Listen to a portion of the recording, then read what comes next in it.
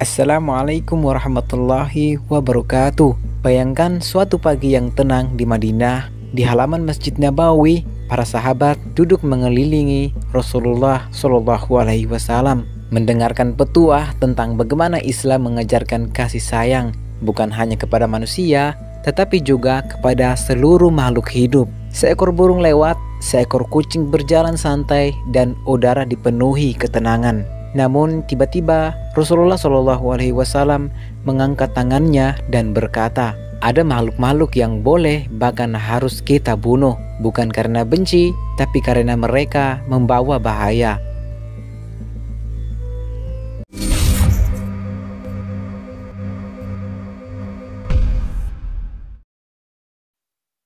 Islam bukan agama kekerasan. Rasulullah Shallallahu Alaihi Wasallam pernah menegur seorang sahabat yang membakar sarang semut. Tidak pantas seorang menyiksa dengan api, kecuali Rob pemilik api itu sendiri. Hadis riwayat Abu Daud.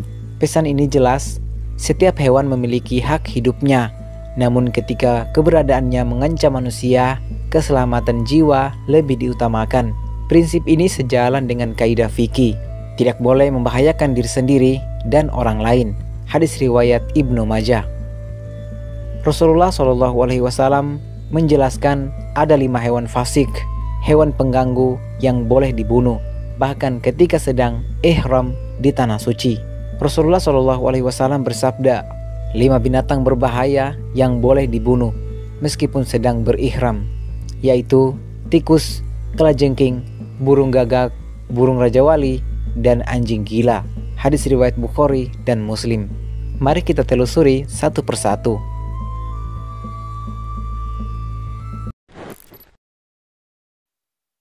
Tikus.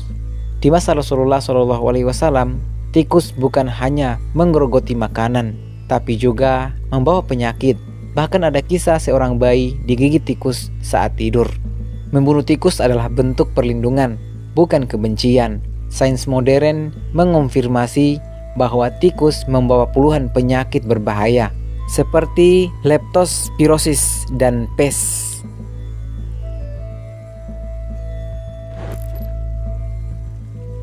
Kalajengking. Di malam yang gelap, sahabat-sahabat sering waspada. Seekor kalajengking kecil bisa membuat seseorang merenggang nyawa. Inilah mengapa Rasulullah Shallallahu Alaihi Wasallam menegaskan untuk segera membunuh kalajengking, karena sengatannya bisa membutakan mata dan menyebabkan kematian.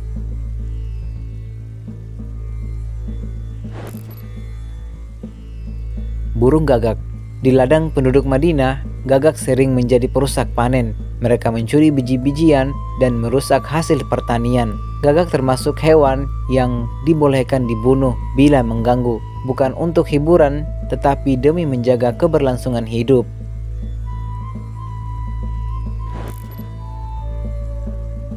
Raja wali atau elang. Bayangkan seorang peternak kecil, seekor elang besar datang menyambar ayam atau kambing kecilnya. Inilah alasan hewan pemangsa ini masuk kategori hewan fasik karena membawa kerugian bagi manusia.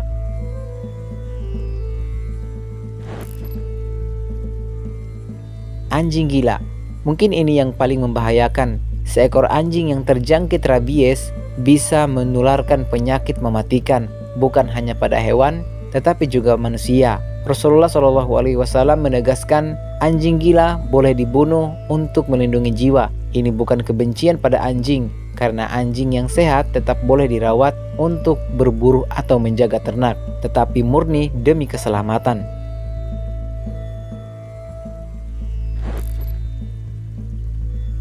Ular.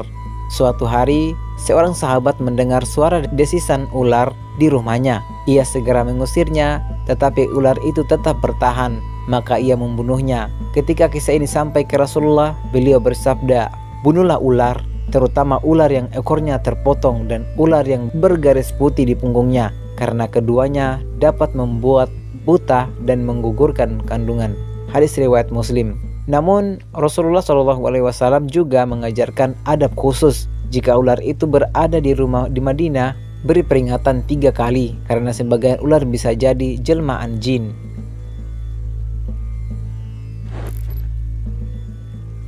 Pelajaran dari sini adalah keseimbangan, membunuh untuk melindungi diri, tetapi tetap berhati-hati agar tidak menzalimi makhluk yang tidak mengganggu. Selain yang disebutkan, para ulama juga menambahkan hewan-hewan yang boleh dibunuh karena membahayakan atau membawa penyakit, yaitu nyamuk, lalat, dan kecoa yang menjadi pembawa penyakit, kutu yang mengganggu kenyamanan dan kesehatan, serigala atau hewan buas yang menyerang manusia atau ternak. Semua ini sejalan dengan prinsip Rasulullah SAW, tidak boleh membahayakan diri sendiri maupun orang lain. Hadis riwayat Ibnu Majah.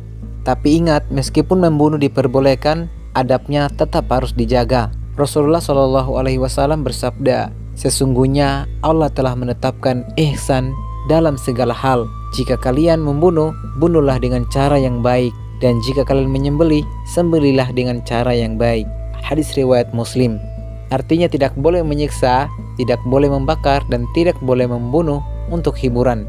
Jika kita renungkan, semua ketentuan ini mengandung hikmah, menjaga keselamatan jiwa, melindungi kebersihan dan kesehatan, menjaga keseimbangan alam agar manusia dan hewan bisa hidup berdampingan sesuai aturan Allah.